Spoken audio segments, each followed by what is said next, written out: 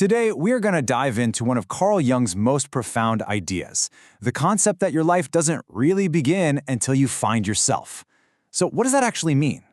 Well, it's a journey deep into the hidden forces that are shaping who you are, and it all kicks off with one pretty unsettling question. No, really, just take a second and think about that. How much of who you are, your decisions, your dreams, what you want out of life, is actually authentically you? And how much of it is just a role you've been playing for a really, really long time?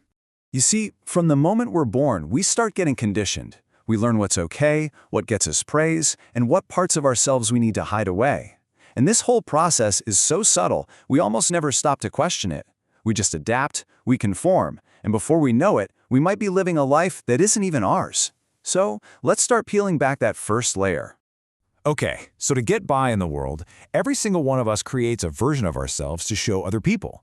Jung had a very specific name for this social mask, and getting a handle on it is the absolute first step to figuring out what's hiding underneath. Jung called this the persona. It's your public identity. It's the collection of all the roles you play, the good son or daughter, the dependable employee, the fun friend. And these roles are useful, they help us fit in.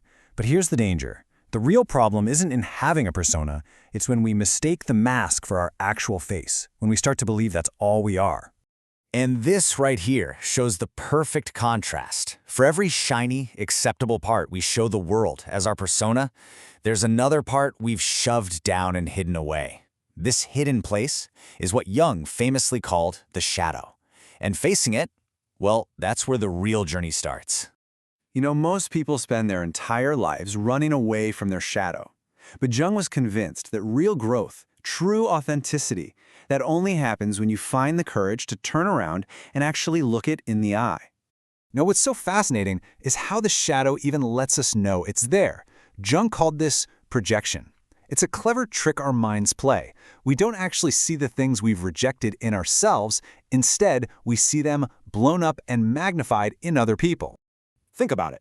That intense, almost irrational annoyance you feel when someone acts a certain way, that's a huge clue. That's your own shadow being reflected right back at you. And it triggers such a strong reaction because it's pointing to something you've denied in yourself. So, here's the bottom line. The shadow doesn't just disappear because we ignore it. Nope.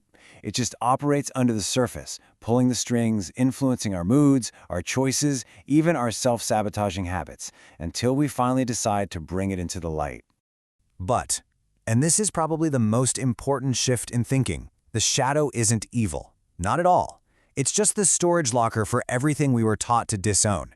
And you know what that means? It holds not just our fears and vulnerabilities, but also our hidden strengths, our creativity, our raw power. Integrating your shadow is the key to becoming whole. All right, now that we've looked at our personal mask and our personal shadow, let's go even deeper.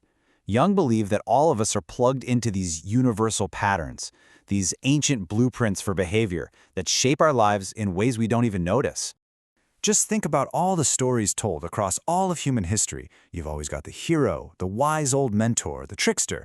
Jung said these aren't just characters in fairy tales, they are fundamental psychological forces, like blueprints that exist inside every single one of us, passed down from the shared experience of all our ancestors. For instance, every one of us has a hero inside. That's the part that wants a purpose, that wants to overcome challenges. But what does every hero need? A challenge, right? And so often that challenge is internal. The hero's real journey is to confront its own shadow in order to grow. This epic archetypal battle is playing out inside you all the time. Jung also talked about the anima and animus, which is the unconscious feminine energy within men and the unconscious masculine energy within women. He argued that real wholeness isn't about fitting into some rigid box, but about integrating both of these energies. When your logic is balanced with your intuition, or your assertiveness is balanced with your creativity, that's when you feel complete. When they're out of balance, that's when you feel that inner conflict. So, we've looked at the mask you wear and the shadow you hide. We've explored the ancient archetypes that are guiding you. But now, we have to face the deepest illusion of them all, the one that holds this entire structure together. This final piece of the puzzle, it challenges the very foundation of who you think you are. It asks you to question this idea of a fixed, separate identity, and to consider that you might be something far, far bigger. See, most of us live our lives identified with our ego. That little voice in our head that says, I am this and I am not that.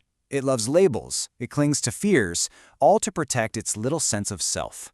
But what Jung was pointing to was the true self, with a capital S. That's the totality of your being, which is fluid, boundless, and connected to everything. The ego is just one character, the self is the entire story. So what does this path actually look like in real life? Well, it starts with a huge shift in how you see things. Instead of running from uncertainty, you lean into it, because that's where the real growth is. You start letting go of all those limiting labels your ego loves so much. You start paying attention to the messages from your unconscious, your dreams, your gut feelings. And maybe most importantly, you accept that this isn't a destination you check off a list. It's a lifelong process of becoming. And that brings us to the ultimate twist. This journey, it was never about finding something you'd lost. It's always been about remembering the wholeness that was already inside you, just buried under all those layers of conditioning and fear. The real you has been there the whole time, just waiting. So the only question left is, are you ready to finally meet yourself?